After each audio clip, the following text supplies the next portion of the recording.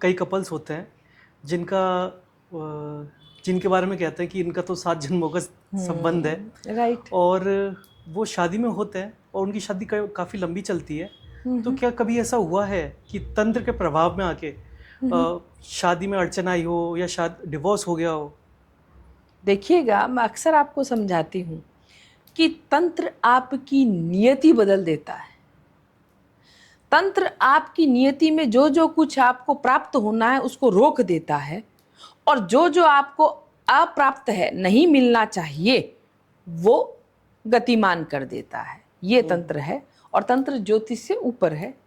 तो कोई तो केस? बिल्कुल एक केस था, ये भी विदेश का ही केस था, जहां महिला के 2 बच्चे हैं, लड़के हैं दोनों, और लड़के छोटे नहीं हैं, एक 25 साल का, एक शायद 27 साल का है।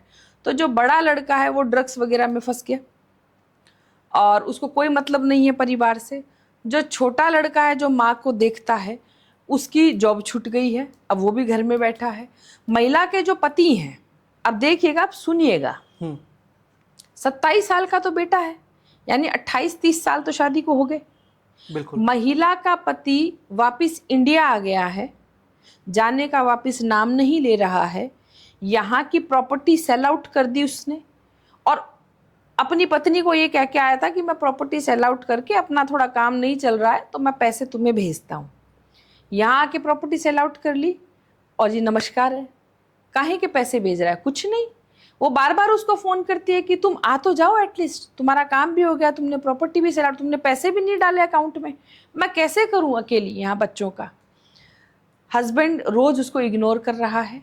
जब हम तह में गए तो सुनिएगा रीज़न, जब इन दोनों की शादी हुई थी तो ये किसी एक कॉमन जगह मिले थे, ठीक है, और कॉमन जगह मिले थे, और परिवार में या थोड़ा सा सहमति से इनकी शादी हुई, क्योंकि जो जहाँ मिले थे उन लोगों ने इनकी भी गारंटी ली और बच्ची की भी गारंटी ली, बोले दोनों की शादी करवा दो। दोनों परिवार को हम जानते हैं।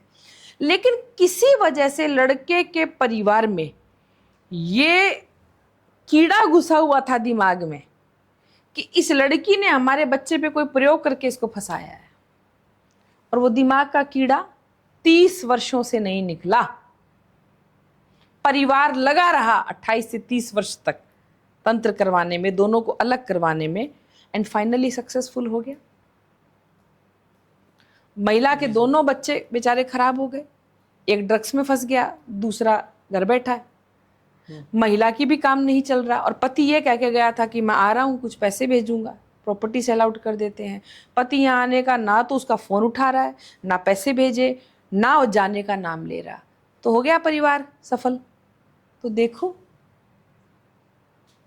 मतलब लोग ये सोच ही नहीं रहे हैं कि अंततः तो हम हमारे बच्चों का ही बुरा कर रहे हैं। तो ऐसे केस भी आते हैं। तो मैम इतनी ईर्ष्या क्यों? आज से थोड़ी है भैया, ईर्ष्या आज से नहीं है मुकुल। ईर्ष्या हर युग में थी, पर हाँ ये कलयुग है। यहाँ तो बस बहाना चाहिए। तूने उस समय मुझे ये बात कही थी, लो जाएं तांत्रिकों के पास। और ईर्ष्या तो मैं कहती हूँ, कौन सा ऐसा परिवार है जहाँ मुझे दिखाओ, अलग अलग घरों से, अलग अलग संस्कृतियों से उनकी बहुएं आती हैं, तुम किस किस को गारंटी दे पाओगे? जी बिल्कुल। तो ईर्ष्या का कोई कारण नहीं है। कई बार तो मुझे हंसी आती है परिवार के, और परिवार ही बर्बाद करवा दिए। आपका पति आपको ज्यादा सपोर्ट कर रहा है मेरे पति के बजाय, लो मुझे ईर्ष्या हो गई, ये कोई कारण है क्या?